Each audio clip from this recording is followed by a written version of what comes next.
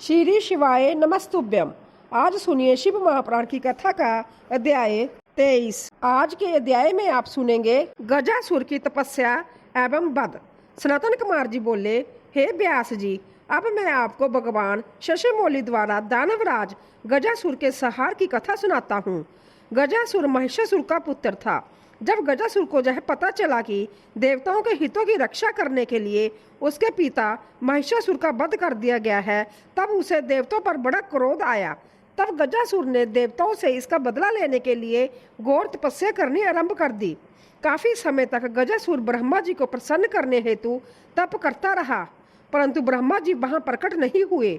इधर दूसरी ओर उसके तप की ज्वाला दधकती जा रही थी, जिससे देवता चिंतित हो उठे। गजासुर की तपस्या से दग्ध होकर सभी देवता ब्रह्मा जी की शरण में गए और उन्हें गजासुर की तप की अग्नि से जलने की बात बताई। तब ब्रह्मा जी गजासुर को वरदान देने के लिए गए। गजासुर ने ब्रह्मा जी की स्तुति कर उनसे महाबली और अजय होने का वरदान प्राप्त किया। तत्पश्चात ब्रह्मा जी उसे वर देकर वहां से अंतर्धान हो गए। ब्रह्मा जी से अपना मन चाहा वरदान पाकर गजासुर प्रसन्नता पूर्वक अपने स्थान को आ गया। वरदान पाकर वह गर्वित महसूस कर रहा था। उसने चारों दिशाओं में अपने राज्य का विस्तार करना आरंभ कर दिया था। उसने तीनों लोकों सहित देवता, असुर, मनुष्य और इंद्र आदि तथा सब गंधों को जीतकर उनके तेज का हरण कर लिया। उसने सभी को बहुत परेशान किया। पृथ्वी पर रहने वाले सभी ऋषि मुनियों, तपस्वियों, साधु संतों और ब्राह्मणों को गजासुर दुख देने लगा तथा उनके कार्यों में बाधा डालने लगा। इस प्रकार गजासुर अपना राज्य फैलाता जा रहा था। एक बार वह भगवान शिव की प्रिय नगरी काशी में जाकर वहां सबको सताने लगा। तब सभी देवता मिलकर भगवान शिव के पास गए और उनसे हाथ जोड़कर प्रार्थना करने लगे, हे भक्त वत्सल, हे कृपा निदान, उस गजासुर नामक दैत्य से हमारी रक्षा करे। देवताओं की प्रार्थना मानकर भगवान शिव उसकी रक्षार्थ अपना त्रिशूल लेकर गजासुर का वध करने के लिए पहुंचे। तब भगवान शिव और दैत्यराज गजासुर में बड़ा भयानक युद्ध हुआ। वह तलवार लेकर शिवजी पर झपटा। शिवजी त्रिशूल द्वारा उस पर प्रहार करने लगे। अंत में देवादिदेव भगवान शिव ने त्रिशूल का वार किया और उसे त्रिशूल के सहारे ऊपर उठा लिया। इस प्रकार जब त्रिशूल ने उसके शरीर को भेद दिया, तब अपना अंतिम समय निकट जानकर दैत्यराज गजासुर भगवान शिव की आराधना करने लगा और शिवजी को प्रसन्न करने हेतु उनकी स्तुति करने लगा। गजासुर बोला, हे महादेव, हे कल्याणकारी, हे भक्त वत्सल, आप तो सबके ईश्वर हैं, देवों के देव, महादेव हैं। आप सदा अपने भक्तों की रक्षा करते हैं और सदा भक्तों के अधीन रहते हैं। आप सबका कल्याण करने वाले तथा सबके कष्टों का निवारण करने वाले हैं। आप निर्गुण निराकार हैं। सब शरणागतों की रक्षा कर आप उनकी इच्छाओं को पूरा करते हैं। ऐसे देवादिदेव भगवान महादेव शिव को मैं प्रणाम करता हूँ। प्रभु, मुझ पर प्रसन्न होइए और मेरे कष्टों का निवारण कीजिए। दैत्यराज गजासुर की भक्ति भावना से की हुई उत्तम प्रार्थना को सुनकर भगवान शिव को बहुत प्रसन्नता हुई। वह बोले, दैत्येंद्र, मैं तुम पर प्रसन्न हूँ। जो चाहो मांग सकते हो। तुम्हारी मनोकामना मैं अवश्य पूरी करूंगा। भगवान शिव के वचनों को सुनकर गजासुर प्रसन्नतापूर्वक बोला, हे देवादिदेव भक्त वत्सल भगवान शिव, यदि आप सच में मेरी आराधना से प्रसन्न हुए हैं तो मेरी विनती स्वीकार करें। प्रभु, आपने अपने पवित्र त्रिशूल से मेरे शरीर को स्पर्श किया है, इसीलिए मैं यह चाहता हूँ कि मेरे शरीर का चर्म आप धारण करें। भगवान, आप सदा मेरी खाल का ही ओढ़ना धारण करें और आज से आप कृतिवासा नाम से विख्यात हो। भगवान शिव ने प्रसन्नता पूर्वक दैत्यराज गजासुर को उसका इच्छित वरदान प्रदान किया और बोले, हे गजासुर, तुम्हारे शरीर को आज मेरी प्रिय काशी नगरी में मुक्ति मिलेगी। तुम्हारा शरीर जहाँ मेरे ज्योतिर्लिंग के रूप में स्थापित होगा और कृतवासेश्वर नाम से जगत प्रसिद्ध होगा। इसके दर्शनों से मनुष्य को मुक्ति और मोक्ष की प्राप्ति होगी। यह कहकर भगवान शिव ने गजासुर के शरीर की चर्म को ओढ़ लिया और कृतिकावासेश्वर ज्योतिर्लिंग की स्थापना की, जिसके फलस्वरूप वहां काशी में बहुत बड़ा उत्सव हुआ। सब देवता बहुत प्रसन्न हुए। तत्पश्चात भगवान शिव वहां से अंतर्धान हो गए। 58वां अध्याय, द्वंद्व विनी निहार्द का वध। सनातन कुमार जी बोले, हे व्यास जी, अब मैं आपको भगवान शिव द्वारा दुध विनार्द नामक दैत्य के वध की कथा सुनाता हूँ। जब भगवान श्री हरि विष्णु ने महाबली हिरण्याक्ष का वध किया, तब हिरण्याक्ष की माता दिति को बहुत दुख हुआ। तब देवताओं के घोर शत्रु द्वंद्ववीर्णी निहार्द ने दिति को अपने साथ मिला लिया और उनसे कहा कि देवताओं की ताकत को तभी कम किया जा सकता है जब उनकी पूजा करने वाले ब्राह्मणों को नष्ट कर दिया जाए। जब ब्राह्मण नष्ट हो जाएंगे तब यज्ञ नहीं होंगे, और जब यज्ञ नहीं होंगे तब देवताओं को भोजन नहीं मिलेगा तथा इस कारण वह निर्बल हो जाएंगे। यह विचार मन में करके वह दुष्ट फिर विचार करने लगा और तपस्या करने वाले ब्राह्मणों की खोज करने लगा। जब उन्हें यह ज्ञात हुआ कि काशी नगरी ब्राह्मणों की भूमि है, इसीलिए सर्वप्रथम हमें वहीं से अपना कार्य आरंभ करना चाहिए, वह द्वंद्ववीर्णी निहार्द नामक दैत्य कुशा और समिद्धा लेने जाने वाले ब्राह्मणों को मारने लगा। वह नदी और तालाबों में जल जीव बनकर छिप जाता तथा वहां स्नान करने आए साधु और तपस्वियों को वहीं मार देता तथा वनों में वनचर बनकर ब्राह्मणों का वध कर देता। रात में बाघ का रूप धारण करके वह ब्राह्मणों को खाने लगा। दिन में वह मुनियों की तरह ध्यान लगाकर मुनियों के बीच बैठ जाता। इस प्रकार उस दुष्ट राक्षस ने बहुत सारे ब्राह्मणों का वध कर दिया। एक शिवरात्रि के दिन भगवान शिव का एक भक्त देवालय में बैठकर भगवान शिव का पूजन करने के पश्चात ध्यान कर रहा था।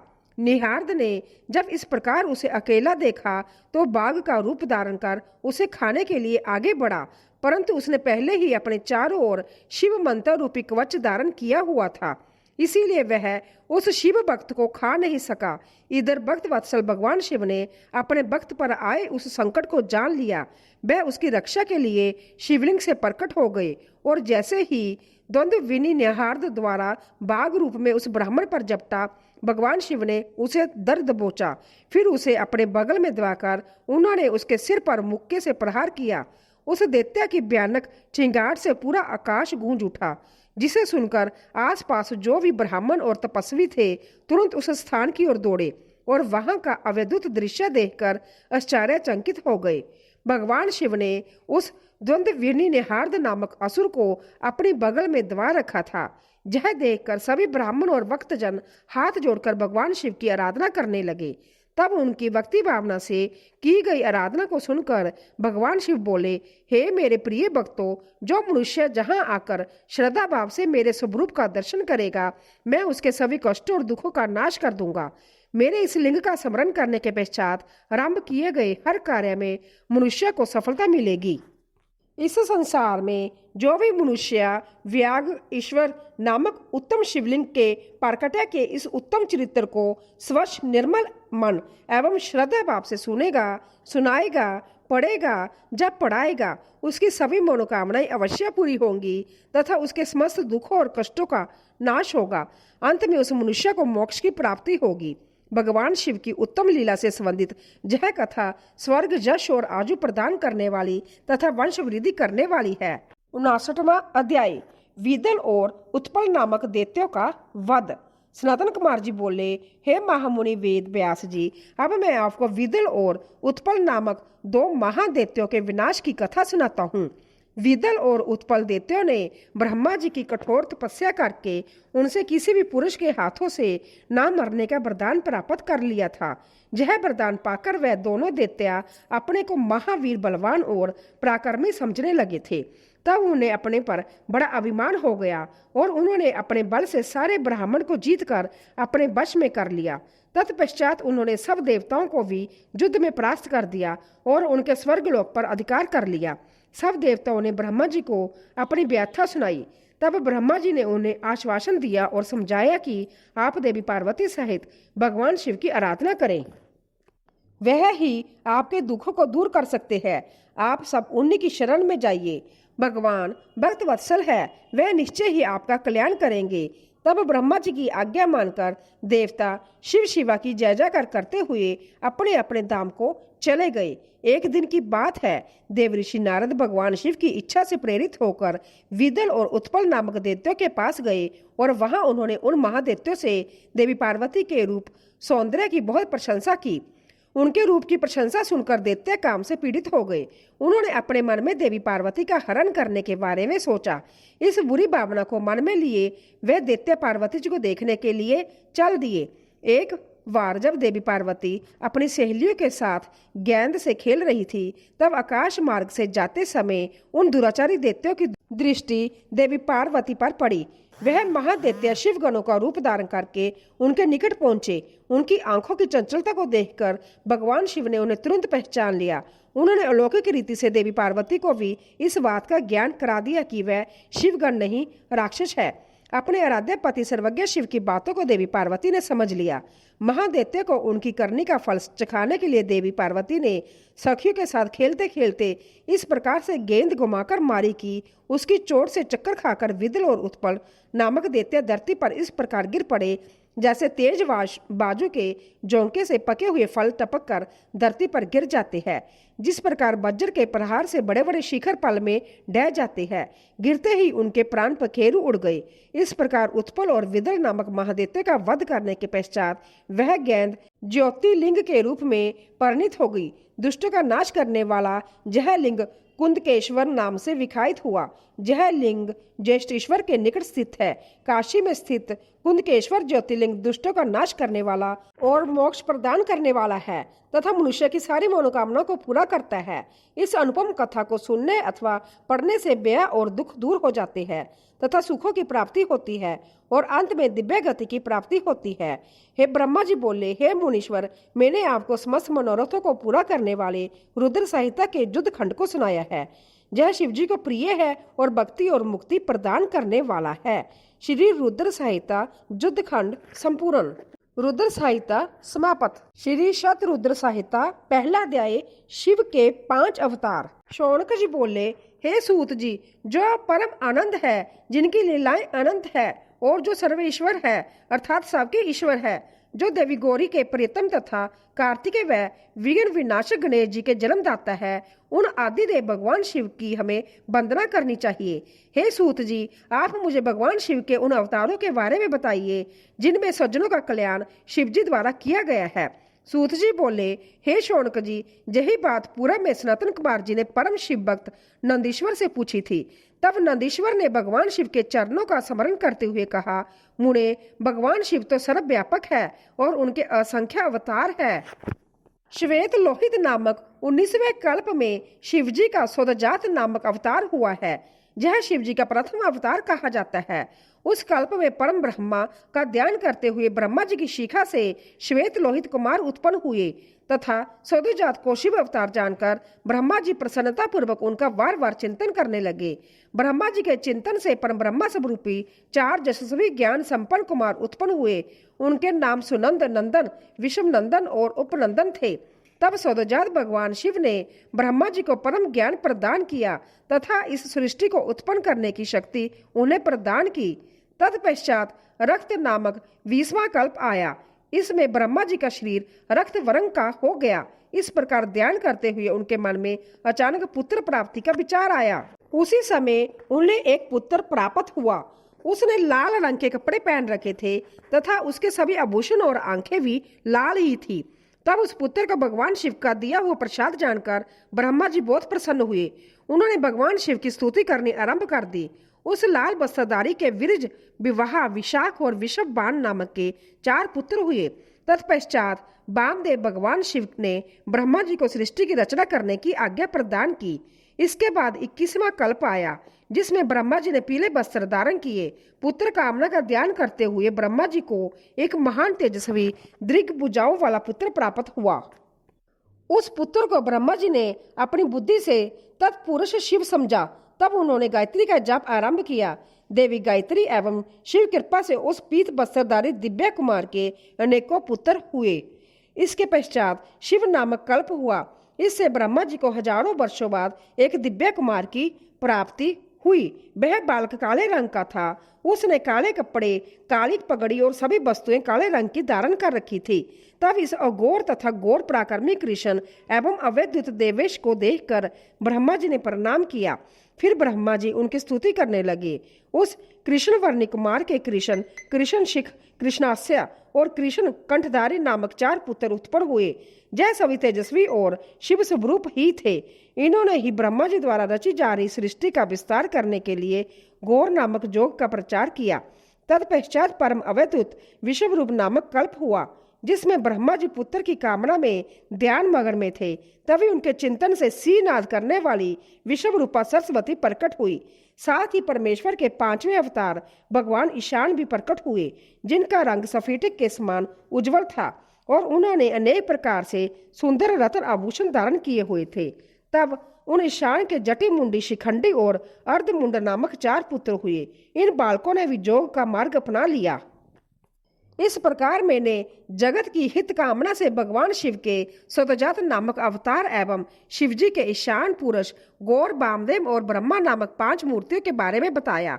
जो मनुष्य श्रद्धा भाव से भगवान शिव के इस अवतार को सुनता जब पढ़ता है, वह इस संसार में सुख भोग कर परम गति को प्राप्त होता है। दूसरा अध्याय, शिवजी की अष्ट मूर्तियों का वर्णन। नंदीश्वर बोले, हे महामुने, अभी मैंने आपको भगवान शिव के श्रेष्ठ अवतारों के बारे में बताया, जो सुखदाता और परम कल्याणकारी है। अब मैं आपको देवाधिदेव महादेव जी की 8 मूर्तियों के विषय में बताता हूँ। मुने, इस विषय में भगवान शिव की प्रसिद्ध अष्ट मूर्तियों निम्न है: सर्व, भव, रुद्र, उग्र, भीम, पशुपति, ईशान और महादेव। यह 8 मूर्तियां सूत्र में मणियों की तरह परोई गई है। भगवान शिव की यह अष्ट मूर्तियां पृथ्वी, जल, अग्नि, बाजू, आकाश, क्षेत्रक, सूर्य और चंद्रमा में अधिष्ठित है। शास्त्रों के अनुसार भगवान शिव का विशंबर रूप इस चराचर जगत को धारण करने वाला है। उन्हीं का वव रूप सलीलात्मक एवं समस्त जगत को जीवन प्रदान करने वाला है और संसार का पालन करता है एवं उसे चलाता है। यही तीसरी मूर्ति का उग्र रूप है। महादेव जी के आकाशमत रूप को भीम कहते हैं, जिससे राज समुदाय का भेदन होता है। भक्त वत्सल भगवान शिव का पशुपति रूप आत्माओं का अधिष्ठान करने वाला, संपूर्ण क्षेत्र में निवास करने वाला है। यही पशु एवं जीवों के पाश को काटने वाला है। महादेव जी का इस संसार को प्रकाशित करने वाला सूर्य रूप ईशान है और यही आकाश में फैला हुआ है। भगवान शिव का अमृतमय रश्मियों वाला तथा संसार को तृप्त करने वाला रूप महादेव के नाम से पुकारा जाता है। आत्मा देवाधिदेव भगवान शिव का 8वां मूर्ति रूप है और अन्य मूर्तियों की व्यापिका है। भगवान शिव के इस अष्ट मूर्ति स्वरूप के कारण ही पूरा संसार शिवमय है। जिस प्रकार पौधे को पानी से सींचने से शाखाएं एवं फूल पुष्पित होते हैं, उसी प्रकार शिव स्वरूप से यह विश्व परिपुष्ट होता है। जिस प्रकार पिता पुत्र को देखकर हर्षित होता है, उसी प्रकार इस जगत के पिता भगवान शिव भी अपने भक्तों को हर्षित और प्रसन्न देखकर संतुष्ट होते हैं और उन्हें आनंद की प्राप्ति होती है। इसीलिए हमें सदैव भक्ति भाव से उनकी प्रसन्नता हेतु कार्य करना चाहिए। तीसरा अध्याय, अर्धनारीश्वर शिव। नंदीश्वर बोले, जब ब्रह्मा जी द्वारा रची हुई इस सृष्टि का विस्तार नहीं हुआ, तब वह बड़े चिंतित होकर विस्तार के उपायों के विषय में सोचने लगे। ब्रह्मा जी ने विचार किया कि यदि कोई इस संबंध में मेरी मदद कर सकता है तो वह सिर्फ भगवान शिव है। तब अपने आराध्य देव भगवान शिव को प्रसन्न करने हेतु उन्होंने शिव शिवा के संयुक्त रूप की आराधना करनी आरंभ कर दी। उनकी स्तुति से प्रसन्न होकर भगवान शिव उनके सामने प्रकट हुए और बोले, हे ब्रह्मा, कहो क्या चाहते हो? अपने मनोरथ के विषय में बताओ, ताकि मैं उसे पूरा करने में तुम्हारी मदद कर सकूं। भगवान शिव के इस प्रकार के वचन सुनकर ब्रह्मा जी ने अपने दोनों हाथ जोड़कर भगवान शिव की स्तुति की और बोले, हे देवाधिदेव महादेव शिव शंकर, आप तो अपने भक्तों के रक्षक हैं। आप उनके समस्त दुखों को दूर करने, उनको अविष्ट फल प्रदान करते हैं।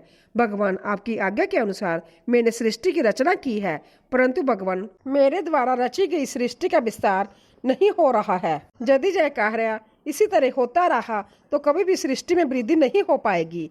तब ब्रह्मा जी के इन वचनों को सुनकर भगवान शिव बोले, हे ब्रह्मा, मैं जानता हूँ कि तुमने अपनी सृष्टि में प्रजा की वृद्धि के लिए मेरी पूजा आराधना की है। यह कहकर शिवजी ने अपने शरीर से देवी शिवा को अलग कर दिया। देवी शिवा को वहां देखकर ब्रह्मा जी देवी शिवा की स्तुति करने लगे और कहने लगे, देवी, आपके पति भगवान शिव की ही कृपा से इस सृष्टि का सृजन हुआ है।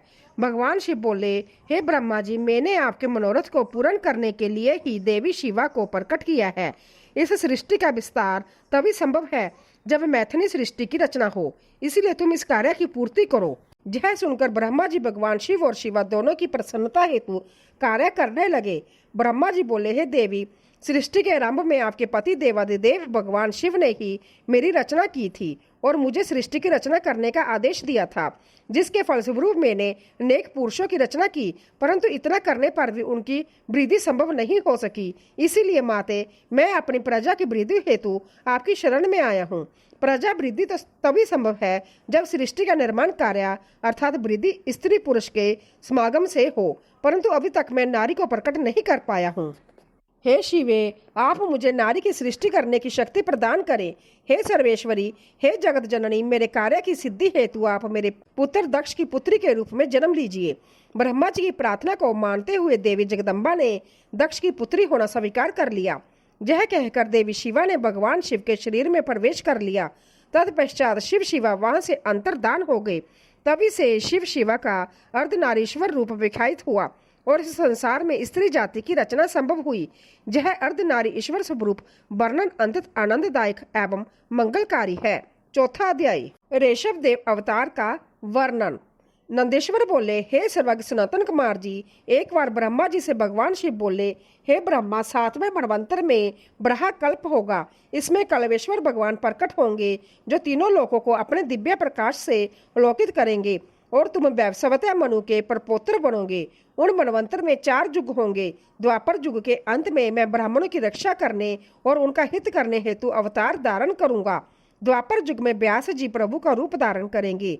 कलयुग के अंत में देवी शिवा सहित श्वेत नामक ब्राह्मण मुनि के रूप में प्रकट होऊंगा। हिमालय पर्वत पर मेरे श्वेत निख, श्वेत शव और श्वेत लोहित नामक 4 शिष्य होंगे।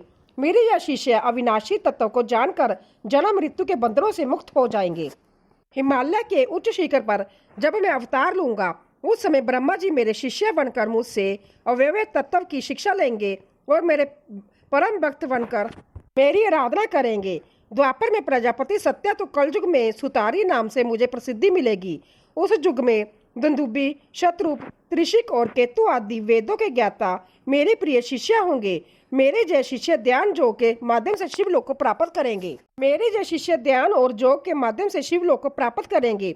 द्वापर के तीसरे चरण में व्यास जी भार्गव के रूप में अवतरित होंगे और शिवलोक के पास दमन नाम से प्रसिद्ध होंगे। मेरे विशोकादि नामक 4 पुत्र व्यास जी के शिष्य होंगे, जिन्हें मैं दृढ़ निवृत्ति का उपदेश दूंगा। तत्पश्चात चौथे द्वापर में अंगिराज व्यास होंगे और मैं सुहोतर नाम से प्रकट होऊंगा।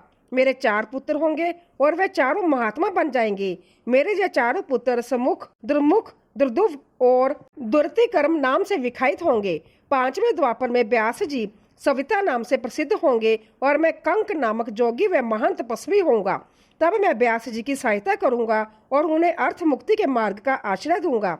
9वां द्वापर आने पर व्यास जी सरसावत होंगे। तब मैं संभ्या ऋषभ नाम अवतार धारण करूंगा। पराशर, गर्ग, भार्गव तथा गिरीश मेरे शिष्य होंगे। जय चारों श्रेष्ठ जोगी होंगे और सदा योग के मार्ग का ही अनुसरण करेंगे। अपने ऋषभ अवतार में मैं विद्राजु नाम के एक राजकुमार को जीवन दान दूंगा, जो कि विष द्वारा मर जाएगा। जब वह राजकुमार विद्राजु 16 वर्ष का होगा, उस समय मेरे अंश ऋषभ ऋषि उसके घर जाएंगे। जब वह राजकुमार श्रद्धा और भक्ति भावना से उनका पूजन करेगा, तब वह मुनि उसे राजधर्म का उपदेश देंगे। उसकी पूजा अर्चना से प्रसन्न होकर वह मुनि वज्राजु को दिव्य कवच, शंख तथा शत्रुओं का विनाश करने वाला खंडक प्रदान करेंगे।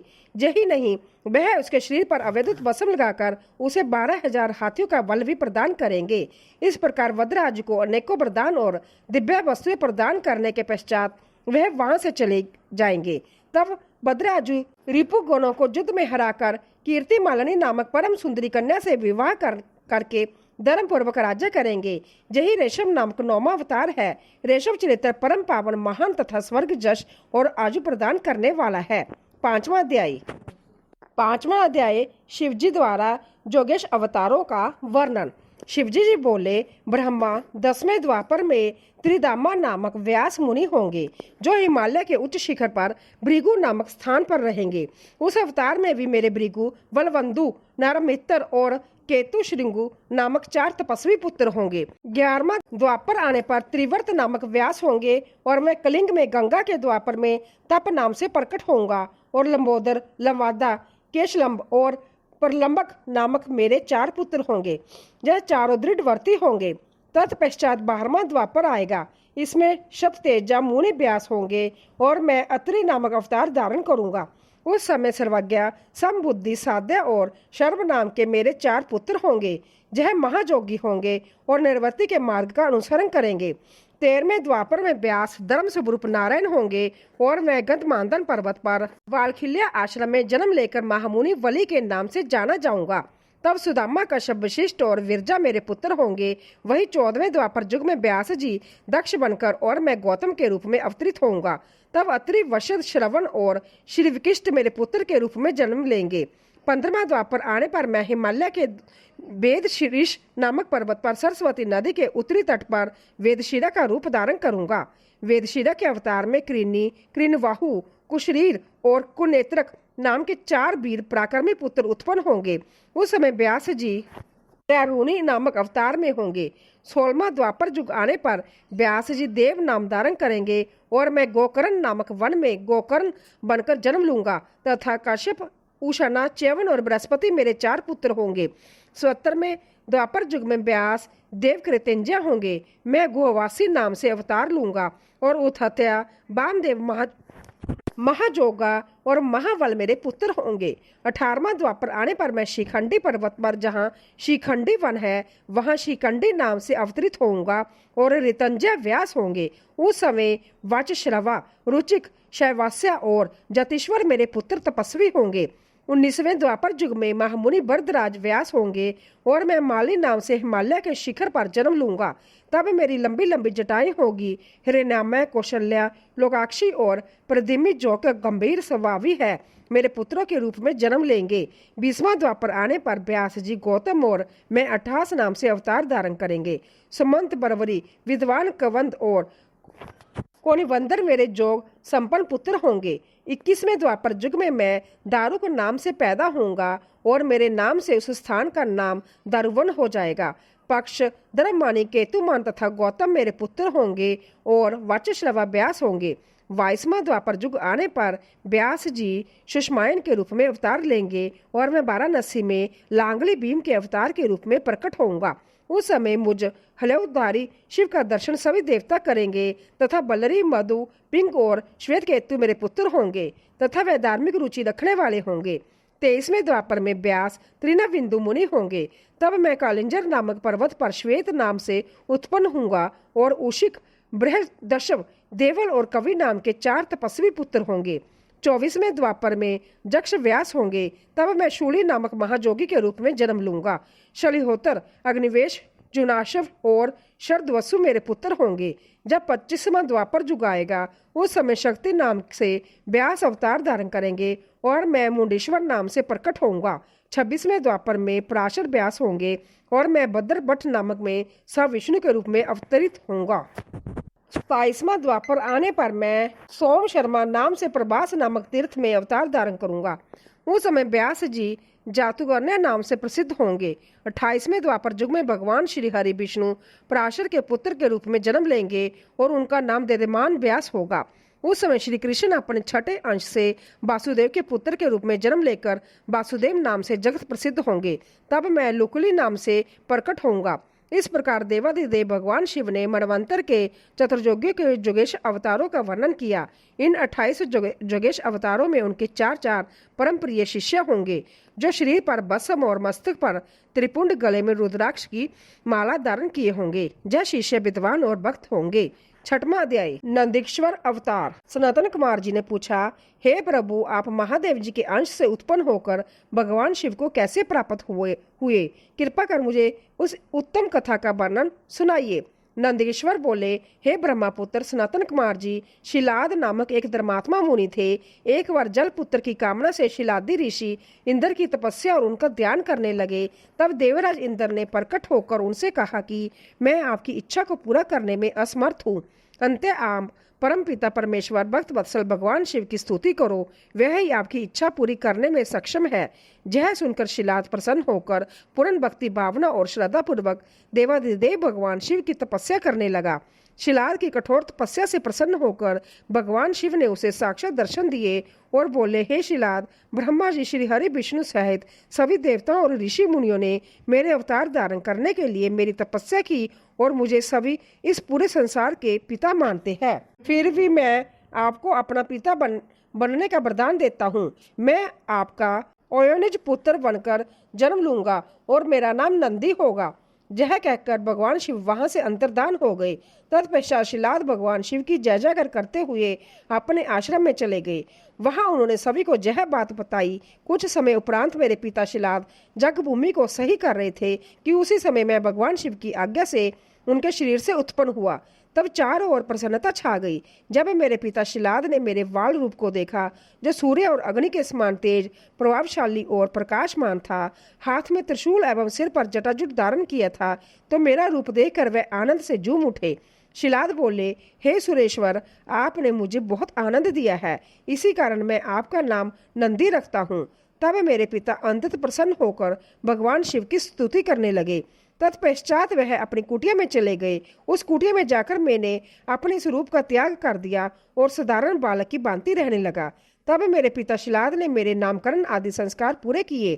5 वर्ष का होने पर मुझे संपूर्ण वेदों का अध्ययन कराया गया। जब मैं 7 वर्ष का हुआ तो देवाधिदेव भगवान शिव की आज्ञा से मित्र और वरुण नाम के मुनि मुझे देखने मेरे आश्रम आए। मेरे पिता शिलाद ने उन दोनों को उत्तम आसन पर बिठाया और उनकी बहुत आओ भक्त की। तब वह दोनों मुझे बार बार निहारने लगे और कुछ देर पश्चात वह मेरे पिता से बोले, हे तात, तुम्हारा जय पुत्र इतनी छोटी आयु में ही सब शास्त्रों का ज्ञाता हो गया है, लेकिन इसकी आयु तो बहुत कम है। इसके जीवन का तो मात्र 1 वर्ष शेष रह गया है। तब उन दोनों की बातें सुनकर मेरे पिता शिलाद अंतिम दुख से भर गए और रोने लगे। अपने पिता को इस प्रकार दुखी देखकर नंदीश्वर ने उनसे प्रश्न किया। वे पूछने लगे, पिताजी, आप किस कारण इतना दुखी हो रहे हैं? तब पिता शिलाद ने मुझे मेरी अल्प आयु के विषय में बताया। तब मैं बोला, हे पिताजी, आप इस प्रकार दुखी ना हो।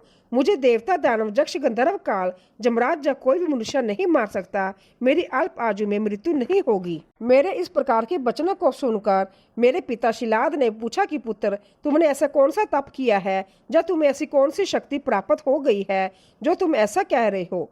तब मैंने कहा, हे पिताजी, मैं भगवान शिव की आराधना और स्तुति से ही मृत्यु को दूर भगा दूंगा। आप चिंता न करें। यह कहकर नंदी ने पिता शिलाद को प्रणाम किया और संभय वन की ओर चल दिया। 7वां अध्याय, नंदी को वर प्राप्ति और विवाह वर्णन। नंदीश्वर बोले, हे महामुने, मैंने वन में जाकर घोर तपस्या करनी शुरू कर दी। मैं स्वस्थ मन और श्रद्धा भाव से भगवान शिव के 3 नेत्र, 10 भुजा तथा 5 मुख वाले रूप का ध्यान करते हुए मंत्र का जाप करने लगा। मेरी दुष्कर तपस्या से अभिभूत होकर भगवान शिव प्रसन्न हो गए। तब भगवान शिव ने देवी पार्वती सहित मुझे दर्शन दिए। भगवान शिव बोले, हे शिलाद पुत्र नंदी, मैं तुम्हारी इस तपस्या से बहुत प्रसन्न हुआ हूँ। तुम जो चाहो मनोवांछित वर मांग सकते हो। तुम्हारी इच्छा मैं अवश्य पूरी करूंगा। देवाधिदेव भगवान शिव के जय उत्तम वचन सुनकर मैं उनके चरणों में गिर पड़ा और पुण्य उनकी स्तुति करने लगा। तब भगवान शिव ने अपने हाथों से मुझे ऊपर उठाया और बोले, हे वत्स नंदी, मेरे होते हुए भला तुम्हें मृत्यु व्यय कैसा? तुम अजर अमर हो और सदा मेरे गण नायक बनकर रहोगे। मेरा प्रेम तुम पर सदा बना रहेगा और तुम मृत्यु को कभी प्राप्त नहीं होगे। तुम्हारे घर पधारे वह दोनों मुनि मैंने ही भेजे थे। अंत अब तुम अपने शोक और चिंताओं को त्याग दो। यह कहकर भगवान शिव ने कमल के फूलों की माला अपने गले में से उतारकर मेरे गले में डाल दी। माला मेरे गले में पड़ते ही मेरे 3 नेत्र और 10 भुजाएं हो गई। तत्पश्चात भगवान शिव मुझसे बोले कि तुम और क्या चाहते हो? मैंने कहा, प्रभु, मैं आपकी सवारी बनना चाहता हूँ। तब महादेव शिवजी ने अपनी जटाओं से हार के समान निर्मल जल मुझ पर छिड़कर कहा कि नंदी हो जाओ। तब उन परमेश्वर शिव की जटा से जटोरक, त्रिस्तोता, वृषभ दवनी, सपनेदिका और जम्बू नदियां बह निकली। यह 5 नदियां पंचद नाम से जप्तेश्वर नामक स्थान के पास बह रही है। जो मनुष्य इन पंचनद नामक नदियों पर जाकर प्रसन्न मन से भगवान शिव की उपासना करता है, उसे परम मोक्ष की प्राप्ति होती है। उसकी सभी कामनाएं भगवान शिव अवश्य पूरी करते हैं। भगवान शिव ने देवी पार्वती से कहा कि देवी, मैं नंदी को अपने गणों का अधिपति बनाना चाहता हूँ। शिव जी के वचन सुनकर देवी पार्वती बोली, प्रभु, मैं नंदी को अपना पुत्र मानती हूँ। तब भगवान शिव ने अपने सभी गणों को बुलाकर उनसे कहा कि मैंने नंदी को आप सब गणों का अधिपति बनाया है। भगवान शिव का यह कथन सुनकर सभी गणों ने प्रसन्नतापूर्वक उन्हें अपना स्वामी स्वीकार किया। फिर सब देवताओं और मुनियों ने नंदी का अभिषेक किया। तत्पश्चात नंदी का विवाह मूर्तों के सुंदर दिव्य कन्या सुयशा से संपन्न हुआ। नंदी ने सपत्नीक परमेश्वर शिव को नमस्कार किया। महादेव जी ने नंदी को ऐश्वर्य संपन्न, महाजोगी, महान धनुर्धारी, अजय और महाबली होने का आशीर्वाद प्रदान किया। देवी पार्वती ने प्रसन्नतापूर्वक नंदी से मनोवांछित फल मांगने के लिए कहा। नंदी बोला, हे माते, मेरी सदैव आपके चरणों में भक्ति बनी रहे। यह सुनकर देवी पार्वती ने उसे इच्छा पूर्ण कर दी। तत्पश्चात सब देवताओं ने भी हर्षित मन से मुझे अनेक वरदान प्रदान किए। तब भगवान शिव से आज्ञा लेकर सब उनका गुणगान करते हुए अपने स्थान को चले गए। महामुने, नंदीश्वर के अवतार का वर्णन शिव भक्ति बढ़ाने वाला और आनंददायक है। इसे पढ़ने अथवा सुनने से सभी सुखों की प्राप्ति होती है। 8वां अध्याय, भैरव अवतार। नंदीश्वर बोले, हे सनातन कुमार जी, भगवान शिव के परम रूप भैरव जी है। एक समय की बात है, ब्रह्मा जी सुमेरु पर्वत पर बैठकर ध्यान में मगन थे। उसी समय देवता उनके पास आए और उन्हें हाथ जोड़कर नमस्कार करने लगे। तत्पश्चात उन्होंने पूछा, हे ब्रह्मा, इस संसार में अविनाशी तत्व क्या है? कृपा कर इस विषय में हमें बताइए। तब भगवान शिव की माया से मोहित होकर ब्रह्मा जी बोले, हे देवताओं, आपकी प्रसन्नता के लिए मैं आपको उस अविनाशी तत्व के बारे में बताता हूँ। इस संसार में मुझसे बढ़कर कोई भी नहीं है। मेरे द्वारा ही यह सारा संसार उत्पन्न हुआ है।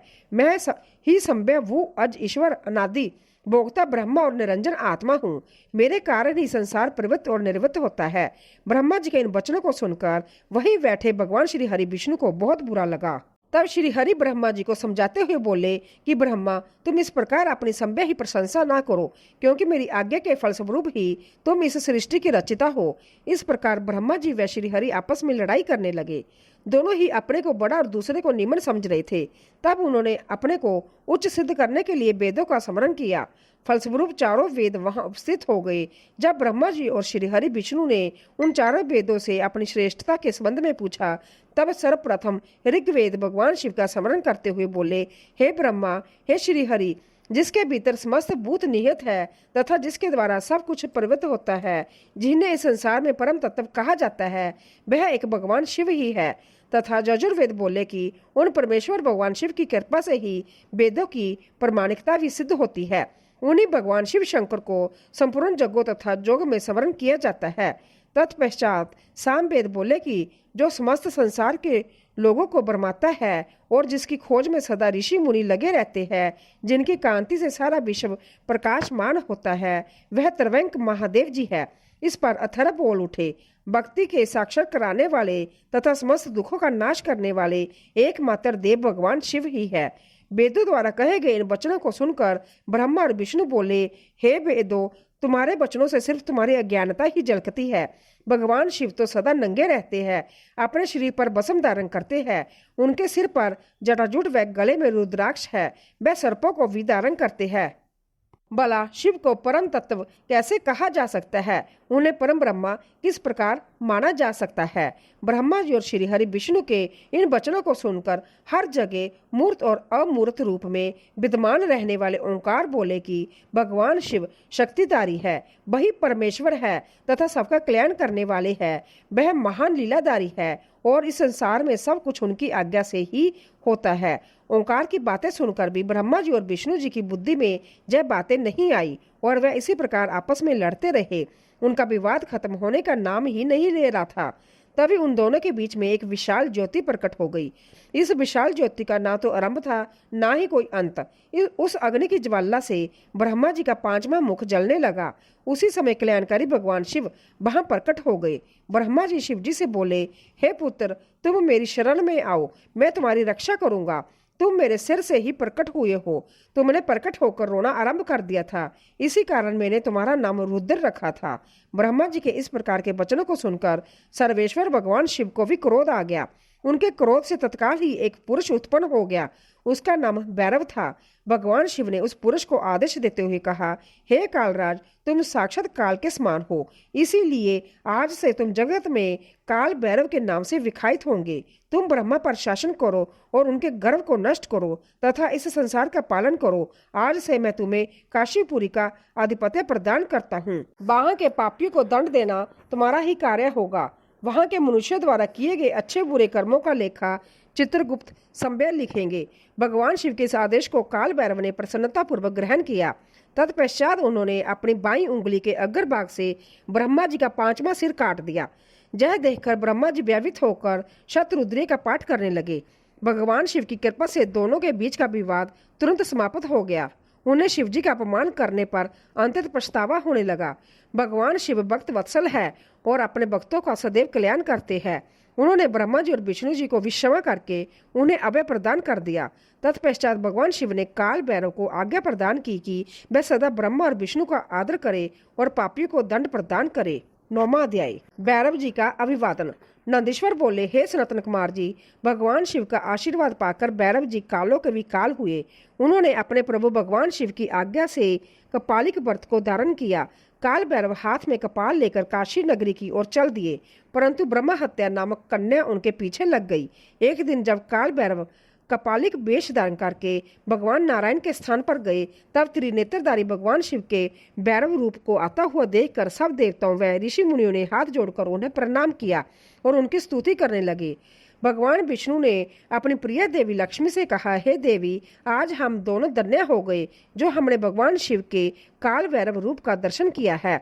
इन्हीं ने इस पृथ्वी को धारण कर रखा है। यह भगवान शिव ही शरणागतों को बंद शांति प्रदान करने वाले तथा सभी तत्वों से युक्त है। यही सब प्राणियों के अंतर्जामी और अपने भक्तों को सब कुछ प्रदान करने वाले हैं और उनकी कामनाओं को पूरा करने वाले हैं। इनके दर्शनों से ही मनुष्य सब बंधनों से मुक्त हो जाता है। काल भैरव जी को इस प्रकार भिक्षा मांगते हुए देखकर भगवान श्री हरि विष्णु ने उनसे प्रेषण किया कि हे भगवान, आप तो तीनों लोकों का राज्य प्रदान करने वाले हैं, भला आपको भिक्षा मांगने की क्या आवश्यकता पड़ गई। तब विष्णु जी के इस प्रकार के वचनों को सुनकर काल भैरव जी बोले, हे नारायण, मैंने ब्रह्मा जी के 5वें सिर को काट दिया था, इसीलिए अपने द्वारा किए गए पाप का पश्चाताप करने हेतु मैं यह कर रहा हूँ। तब काल भैरव के इन वचनों को सुनकर भगवान विष्णु बोले, हे भैरव, आप तो समस्त दुखों का नाश करने वाले विघ्न हरता हैं, आप सदा ही लीलाएं करते रहते हैं। तब देवी ने भिक्षा के रूप में मनोरथी नाम की विद्या भैरव जी के भिक्षा पात्र में डाल दी। भिक्षा प्राप्त करके ही भैरव जी अन्य स्थान की ओर चल पड़े। तभी विष्णु जी ने भैरव जी के पीछे जाती हुई ब्रह्म हत्या को देखा और जो उससे कहा कि वह शिव जी का पीछा छोड़ दे, परंतु ब्रह्म हत्या ने कहा कि इस बहाने ही मैं शिव जी की सेवा करती हूँ। यह कहकर ब्रह्म हत्या फिर भैरव जी का पीछा करते हुए काशी नगरी के समीप आ गई। वहां पहुंचते ही ब्रह्म हत्या पताल में समा गई और ब्रह्मा जी का सिर भैरव जी के हाथ से छूटकर पृथ्वी पर गिर पड़ा। जिस स्थान पर काल भैरव जी के हाथ से ब्रह्मा जी का 5वां सिर गिरा था, वह स्थान कपाल मोचन तीर्थ के रूप में प्रसिद्ध हो गया। जब तक भैरव जी पूरी पृथ्वी का भ्रमण करके काशी नहीं पहुंचे, उनके हाथ में ब्रह्मा जी का सिर चिपका रहा और काशी पहुंचते ही वह छूट गया। इसीलिए काशी नगरी को पाप नाशनी माना जाता है और यह सत्पुरुषों द्वारा सदा सेवनीय है।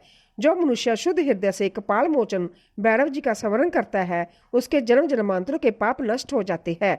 कपाल मोचन तीर्थ में जाकर विधि पूर्वक पिंडदान और देव पितर तर्पण करने से मनुष्य ब्रह्म हत्या के पाप से भी छुटकारा पा लेता है। प्रतिदिन भैरव जी का दर्शन करने से मनुष्य के समस्त पापों का नाश हो जाता है।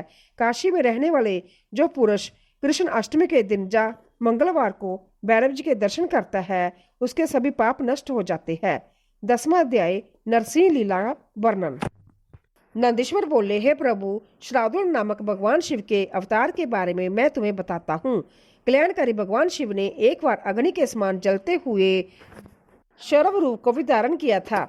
वैसे तो भगवान शिव अपने भक्तों की रक्षा करने और उनका कल्याण करने हेतु अनेक अवतार धारण करते हैं, जिनकी गणना करना असंभव है। एक बार अपने द्वारपालों जय विजय को दिए गए शाप के कारण वह दोनों द्वितीय पुत्र कच्छप जी के पुत्र के रूप में उत्पन्न हुए। पहला पुत्र हिरण्यकशिपु और दूसरा हिरण्याक्ष रूप में विकायित हुआ। इन दोनों ने घोर तपस्या करके ब्रह्मा जी से वरदान प्राप्त कर लिया और पूरे संसार में उपद्रव करना आरंभ कर दिया। वह किसी से डरते नहीं थे और ऋषि मुनि और देवताओं के शत्रु बनकर उन्हें सदैव नुकसान पहुंचाते थे। उन्होंने शोणित नगर को अपनी राजधानी बनाया था और तीनों लोगों पर विजय का लक्ष्य बनाकर निरंतर युद्ध में लगे हुए थे। वह बहुत पापी और दुराचारी हो गए थे। इस प्रकार उनके पाप दिन प्रतिदिन बढ़ते ही जा रहे थे। तब ब्रह्मा जी व सब देवताओं ने भगवान श्री हरि विष्णु से प्रार्थना की कि वह उन्हें हिरण्यकश्यपु के अत्याचारों से मुक्त कराए। हिरण्यकश्यपु ने अपने पुत्र प्रहलाद को भी मारने का प्रयत्न किया, क्योंकि प्रहलाद भगवान विष्णु का परम भक्त था और अपने पिता हिरण्यकश्यपु को भी सदा विष्णु जी की शरण में जाने की सलाह देता था। जबकि हिरण्यकश्यपु अपने आगे किसी को कुछ नहीं समझता था। वह शंभु को भगवान मानता था और अपनी प्रजा से अपनी पूजा करने के लिए कहता था। एक दिन हिरण्यकश्यपु ने प्रहलाद को मार डालने के लिए उसे एक विशाल खंभे पर बांध दिया। भक्त वत्सल भगवान अपने भक्तों को कष्ट में देखकर सदा उनकी रक्षा करने के लिए आते हैं। भगवान विष्णु ने नरसिंह रूप धारण किया, जो कि आधा मनुष्य का था और आधा सिंह का, और उसी खंभे को फाड़कर प्रकट हो गए। उन्होंने देखते देखते युद्ध करने आए सभी दैत्यों का संहार कर दिया। तत्पश्चात हिरण्यकश्यपु को अपनी गोद में लिटाकर अपने नाखूनों से उसका शरीर फाड़ दिया। हिरण्यकश्यपु के मरते ही सब देवता आनंदित हो उठे, परंतु जब नरसिंह रूप धारण किए हुए भगवान विष्णु का क्रोध शांत नहीं हुआ तो सभी चिंतित हो गए। तब अपने आराध्य भगवान विष्णु का क्रोध शांत करने के लिए उनके भक्त प्रहलाद ने उनकी स्तुति की। प्रहलाद की स्तुति से प्रसन्न होकर विष्णु ने उन्हें गले से लगा लिया, परंतु फिर भी उनके क्रोध की ज्वाला शांत नहीं हुई। तब सब देवता भक्त वत्सल कल्याणकारी भगवान शिव की शरण में गए और उनसे विष्णु के क्रोध को शांत करने की प्रार्थना की। उनकी प्रार्थना सुनकर सर्वेश्वर शिव ने उन्हें कहा, हे देवताओं, आप लोग चिंता का त्याग करके अपने अपने धाम को जाइए। मैं भगवान श्री हरि विष्णु को अवश्य शांत करूंगा। तब देवता प्रसन्नता पूर्वक अपने धाम को चले गए। आप सभी का बहुत बहुत धन्यवाद जो आपने इतने भाव और भक्ति के साथ इस कथा का श्रवण किया। भोलेनाथ आप सभी की मनोकामनाएं पूरी करे। महादेव की भक्ति से जुड़ने और ऐसी ही पावन कथाओं को रोज सुनने के लिए हमारे साथ बने रहे। हमारे चैनल भक्ति सागर को सब्सक्राइब जरूर करें। ओम नमः शिवाय। हर हर